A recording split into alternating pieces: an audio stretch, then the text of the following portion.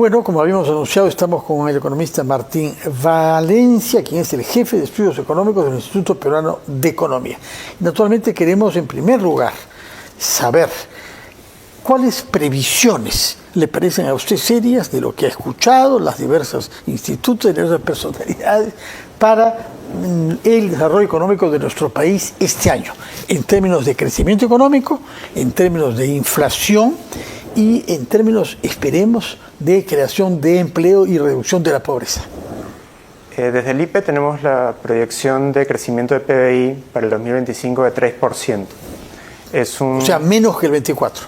Sí, así es. El 24, lo que ocurrió en parte que hizo que sea más alta fue una alta recuperación de los sectores primarios, agrícola y pesca principalmente, que fueron muy golpeados en el 2023 y cuyas condiciones climáticas se normalizaron en el 24.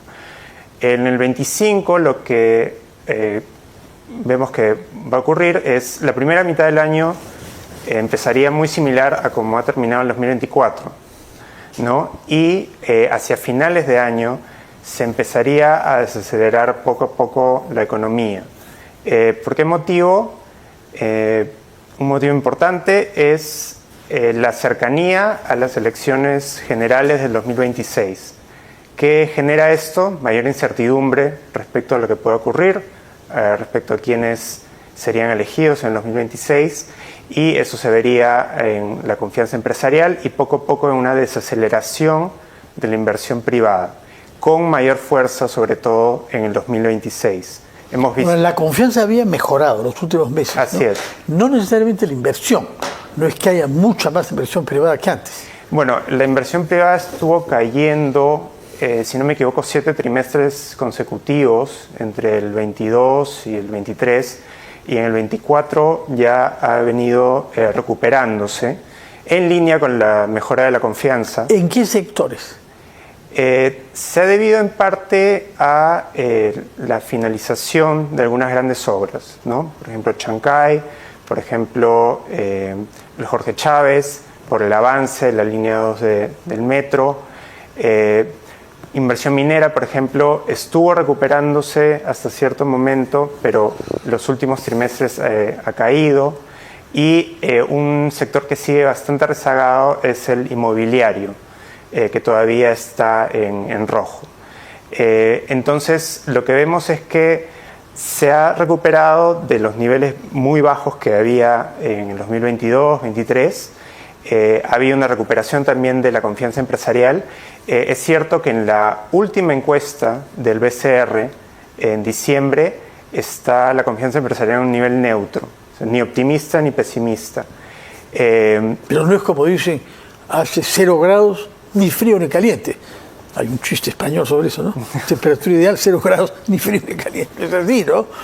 No, lo ideal es que estemos creciendo un poco, sí. Sí, en el tramo optimista.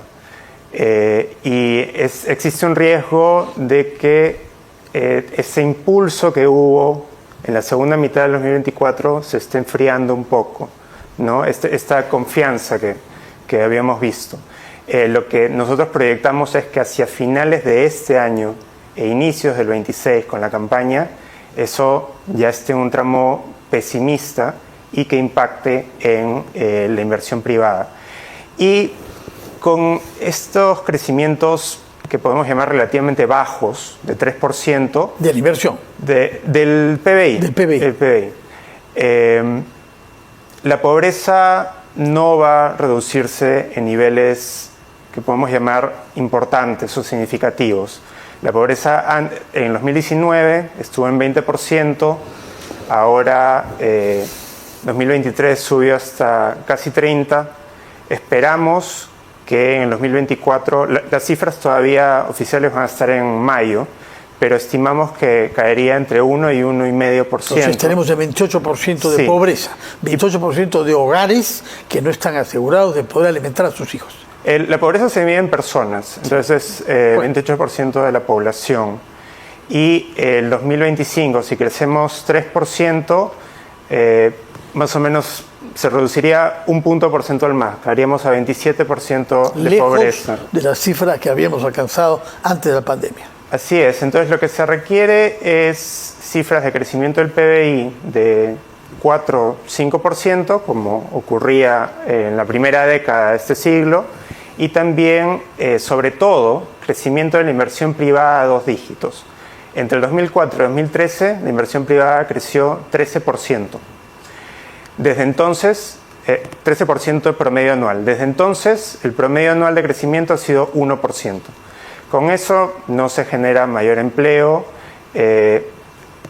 Reconozcamos que la pobreza, si bien se alivia con programas sociales, se reduce principalmente por mayor generación de empleo privado, ¿no? Entonces, si tenemos tasas de crecimiento de la inversión privada tan bajas, no podemos ver en un largo plazo una reducción importante de la pobreza. Una cosa que llama la atención y que han señalado ustedes es que hay un crecimiento del consumo y del sector comercio. Sí. Y uno lo ve reflejado en los anuncios de inversión de centros comerciales que hay en diversas ciudades de nuestro país y diversos distritos de nuestra capital. Se siguen, por ejemplo, en Lima Sur, en torno a los balnearios, se han inaugurado en las últimas semanas 2 centros comerciales, 2 diferentes, a 6 kilómetros de diferencia el uno de otro. Y hay algunos distritos que anuncian 2, 3 o hasta 4 centros comerciales, además de lo que ya hay. ¿Cómo se explica que haya tanto consumo, pese a que no hay más creación de empleo ni reducción de la pobreza? El consumo está asociado más a ciertos sectores como servicios, que han venido creciendo bastante. ¿Cuáles servicios? Sobre todo ha habido en los últimos meses un impacto importante de transporte, por ejemplo, o servicios a empresas. Es decir, eso está también, de cierta manera, paralelo a la mejora de la inversión privada, ¿no? Empresas que requieren los servicios de otras para poder finalizar contratos, etc. Y también ha sido importante, todavía estamos detrás, pero la recuperación de alojamiento y restaurantes, ¿no? El turismo todavía está 1 millón de visitantes extranjeros. Menos que el 2019, que fue lo más alto. Pero creciendo, ¿no? Sí. Entonces, respecto al consumo, igual existe, el consumo está creciendo alrededor de 3.5%. Este año que el 25, ¿va? Esa es nuestra proyección. Son tasas relativamente altas, pero no eran del nivel que eran antes. Entonces, y el consumo es una manera de ver la economía que no termina de impulsar necesariamente ese tipo de centros comerciales. O sea, se requiere también una inversión en otros aspectos, en otros sectores de la economía. No es una mala señal, sin ninguna duda, que hayan estos proyectos de inversión para centros comerciales.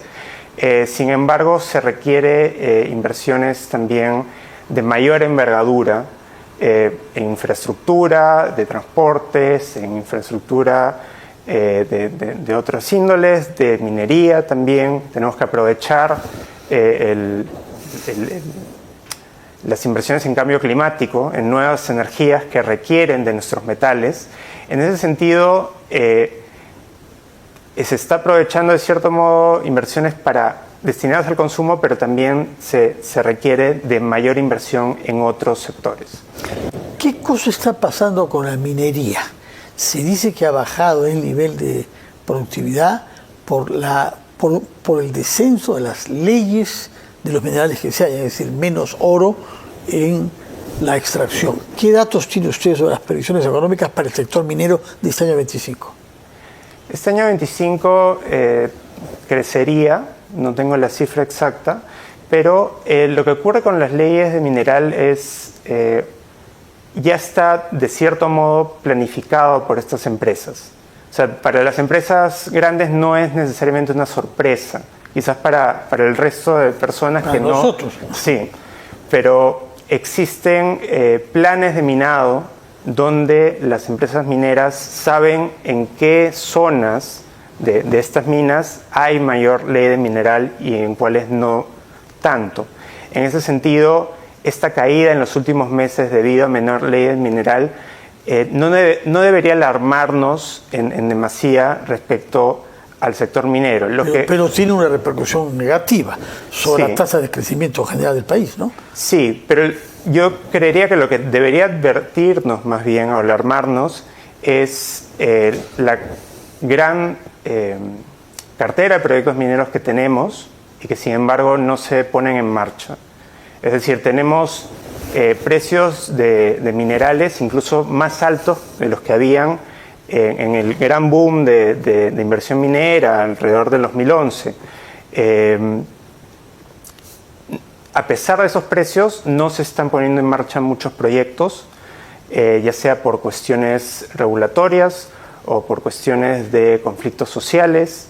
Entonces, en el sentido de minería, no debería alarmarnos tanto la producción hoy, sino la falta de inversión hoy que va a llevar a una falta de producción en el futuro, ¿no? Es un ciclo en el cual requieres la inversión hoy para, dentro de 4 o 5 años, impulsar la producción. Esa es la parte que debería más bien alarmar. Ahora, no sé si pudo seguir la conferencia o la intervención del señor Julio Velarde en el foro de Davos, otras personalidades como el presidente del Banco Central Suizo y Martin Wolf, que usted debe conocer, uno de los analistas de la prensa británica con más reputación mundial, y una personalidad de Egipto también, eran 4 me parece, y el señor Velarde enfatizó, en lo que le corresponde naturalmente, que es la inflación, pero hizo una crítica contra políticas económicas que no muestran empatía ante el problema de la inflación.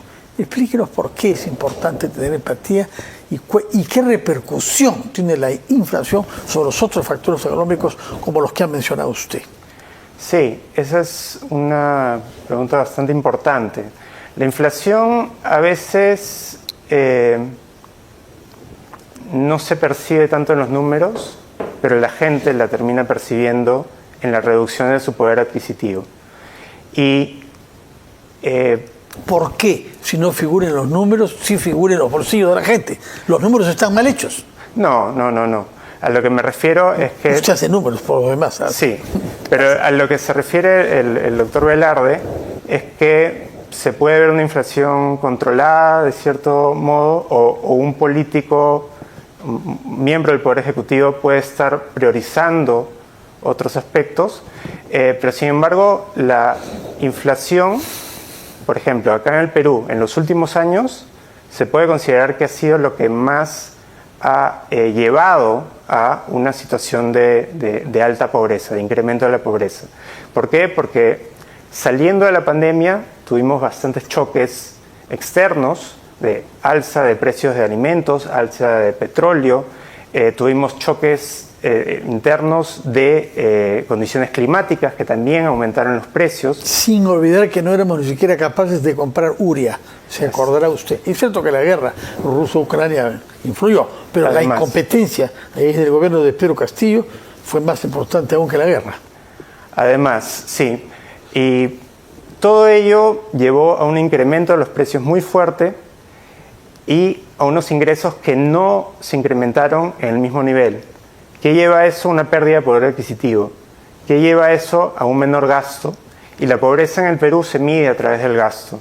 Entonces, analizando las encuestas de hogares, uno puede ver ciertos grupos de hogares, los de menores ingresos, que han reducido sus niveles de consumo de alimentos, en muchos casos.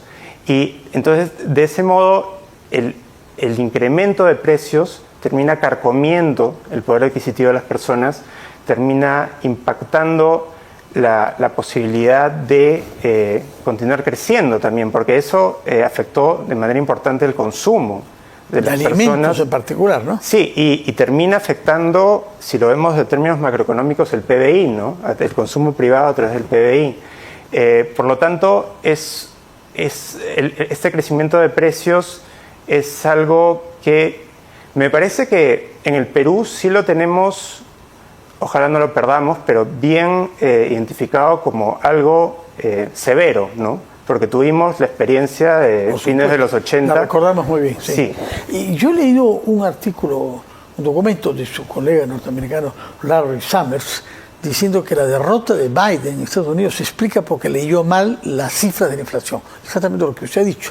Las cifras eran bajas y él lo decía, pero la gente no lo sentía así, particularmente no para las hipotecas y para el crédito que habían contraído.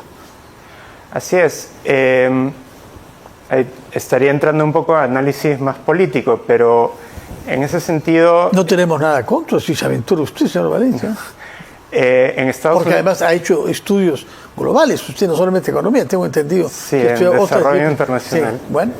Pero en Estados Unidos la inflación fue y continúa siendo más persistente de la que fue aquí, por ejemplo. Y tiene un nivel más alto ahorita de inflación allá. Sí. Entonces, creo que el mensaje que se dio desde el gobierno de Biden fue, en muchos casos, está reduciendo, se está controlando, se está controlando. No se quejen que ya mejoramos eso. No sé si... Y le costó la elección a su partido. Y entonces, creo que pudo haberse reconocido un poco más el golpe de precios en muchos hogares. Sobre todo cuando el otro candidato Trump golpeaba sobre el tema de la inflación con el éxito que sabemos. Muchas gracias, señor Martín Valencia. Recuerdo que usted es el jefe de estudios económicos del Instituto Peruano de Economía. Muy amable de haber venido. Gracias. Ojalá que se repita.